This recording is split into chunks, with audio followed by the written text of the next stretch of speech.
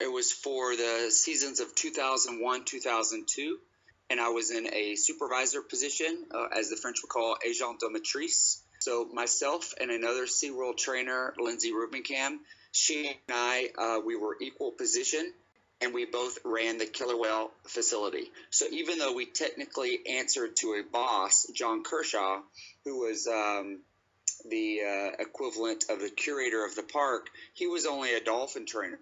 So he left all the decision making about the killer whale pool, what decisions we made about the whales, food, swimming, who swam with which whales. All that fell on mine and Lindsay's shoulders. It was our responsibility. So we had complete control of the killer whale stadium. Marineland will come back and they'll try to, diminish my time that I was there by saying, oh, you weren't there a full 2 years. Everyone is not there for 6 weeks out of the year. So I only took an additional 6 weeks unpaid. During my time there, I ran that killer whale stadium. I was the first trainer ever in the world to be in the water with those killer whales.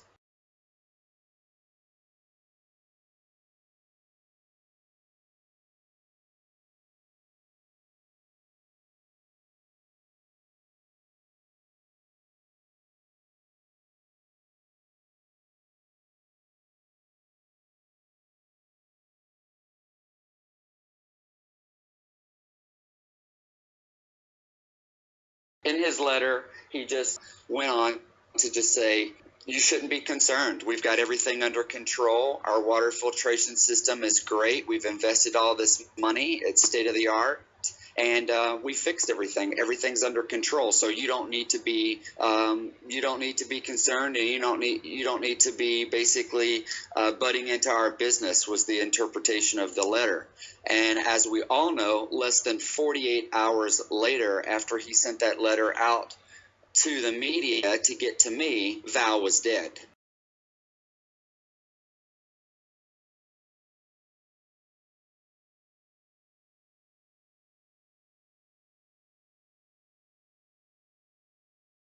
I don't know if Val died before the day that he announced it, but I will tell you that this industry has a long and sordid history of we keep things hidden as long as we can keep them hidden to give ourselves proper time to prepare our statements to the media. So, for example, if a whale is pregnant, or if a whale has lost a pregnancy, is no longer pregnant, or if a whale is very sick, or if a whale has died. In my career, we have held on to that information for a much greater length of time before the media gets a hold of it. And that's also that the lawyers can get together and say, look, this is what we need to do to completely protect ourselves. So that's normal. So although I don't know for sure in Val's situation, it certainly would not surprise me. And in fact, I would expect them to have known for hours, if not days, that Val was dead before they let it be known to the media, because obviously they had no choice. They knew it was going to get out.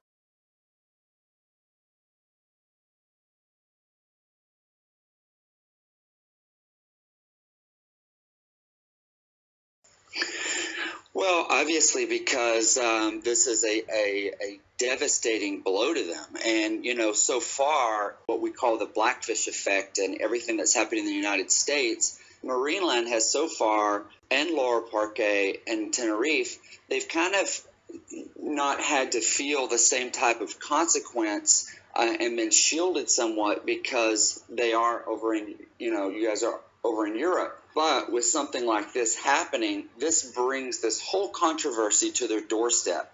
And what a lot of people don't understand is that SeaWorld is and has been for years very involved in Marineland in France. It is not this entirely different company that has nothing to do with SeaWorld. SeaWorld in the United States has an active agreement regarding artificial insemination with Marineland and France. And they also have arrangements with Laura Parque in Spain, because as everyone knows by now, at least I would hope they would know, every single one of those killer whales at Lower Parque in Spain are owned and trained by SeaWorld. So they are SeaWorld owned and trained killer whales, and they are listed as SeaWorld assets. Now, the ones in France, even though technically Marineland owns them, but now SeaWorld has their hand in the cookie jar, so to speak, and they have since, I would say, the year 2010 or about, somewhere in there, when they began their arrangement with the artificial insemination program using the gene lines, the genetic lines with the whales at Marineland in France. So exactly what the terms of that arrangement are, the financial terms, that I'm not privy to, but I am certainly aware that they do have an arrangement with Marineland in France via artificial insemination program. So that gives them a lot of power and a lot of say in what happens with Marineland in France, because now they are directly linked to this company.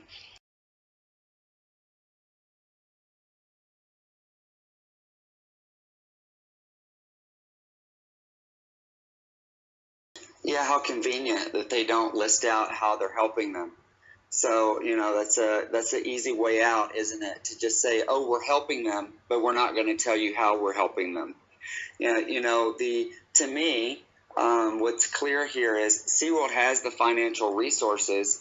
They had the ability to move every single one of those killer whales out of that facility and move them to Lower Park. Like I said, Lower Park, even though it is not a SeaWorld company, all of the killer whales at Lower Park are owned, not leased, but owned by SeaWorld. So SeaWorld could have very easily, so they didn't even have to move those whales, across the Atlantic and back to SeaWorld parks, which we did.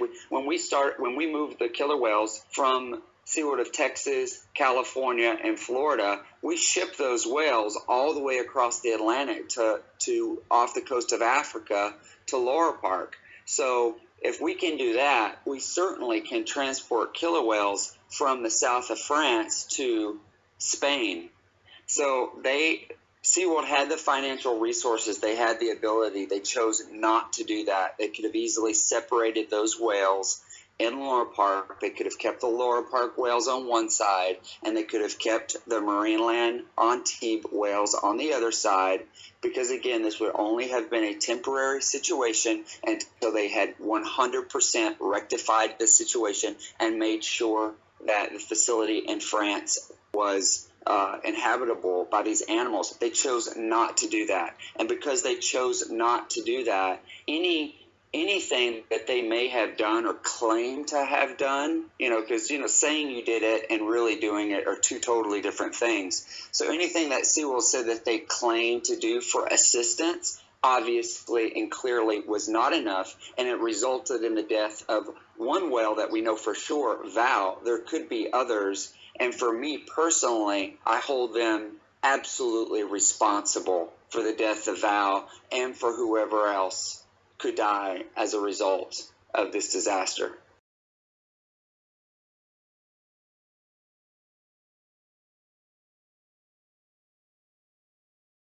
It was absolutely horrific. In fact, it was so horrific that I almost did not return for my second year. So I had initially signed on for a 2-year contract, and after my first year, the water quality was so terrible that first year, I told management that I was not going to return the second year unless they could guarantee me that they would fix the filtration system, because it was so terrible. And what I mean by terrible is that at SeaWorld, for example, and I don't want to use SeaWorld as a quote-unquote good example, because we all know that SeaWorld is still not good for captive orcas, but just to even show you the radical difference, all approximately 6 million gallons at SeaWorld of California, Shamu Stadium, is turned over. It's exchanged about every 5 to 6 hours. This is what we were told by water quality. At Marineland in France, which is roughly about the same size, there are some differences of opinion of which facility is bigger, but roughly it's the same size, I can tell you from swimming in it and doing so many shows. But it would turn over, it would exchange every 5 to 6 days. So the result of that is that you have all this water that's essentially not moving because it's not. So you're having stagnant water, and proof of the stagnant water is that we would have standing algae on the water. So think of a pond that's, back in the woods somewhere, and that's just water just sitting still, basically like water in a ditch from a rainstorm, and the algae that collects, that's what not only the whales were swimming with in every single day, but we, at that time, it was Lindsay and myself that were swimming with the whales.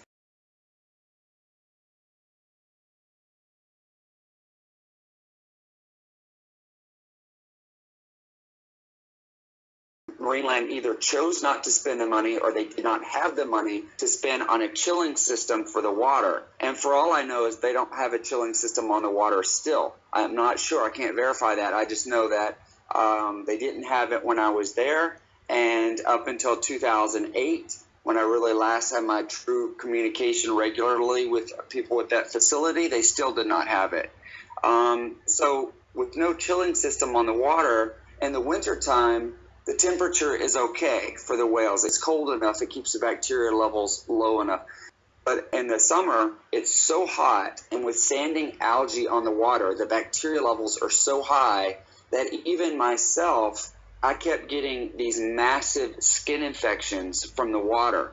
And they were so bad that I was on the highest dose topical and oral antibiotics just to try to keep it under control, because the doctors couldn't even get it to go away because I wasn't staying out of the water. I was, that was my job. I was the supervisor. That's what I was there to do, was to train those whales in the water and perform it. So my skin was never having the time to heal. So you can imagine how detrimental it is to these animals. And this is not even with the disaster that happened. This is just their normal filtration system.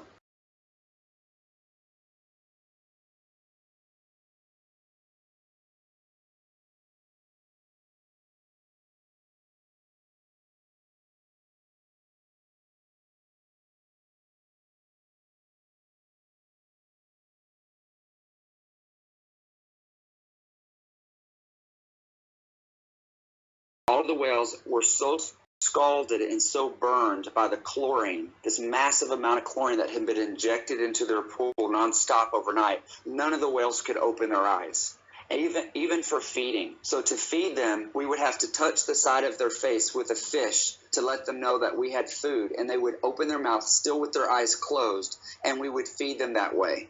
And then sheets of skin began to just peel away from their heads and their back. Skin was just not even sloughing off, but just peeling off, like just complete thick layers of skin. It was absolutely disgusting. It was so horrifying. And all of us as trainers, we were upset about it. I mean, we were, because as trainers, you love the whales. So we were all upset about it. But it was just, that those things should never happen. And it's another example of why we have no right to put these animals in captivity, because we don't have the resources to keep these animals in captivity and keep them alive and keep them healthy. It's been proven over and over and over again, and this what just happened in Marineland proves it yet again. And after Gianpaolo sent that dismissive letter to me, which I'm sure he regrets at this point, less than 48 hours, their number one whale, Val, is dead.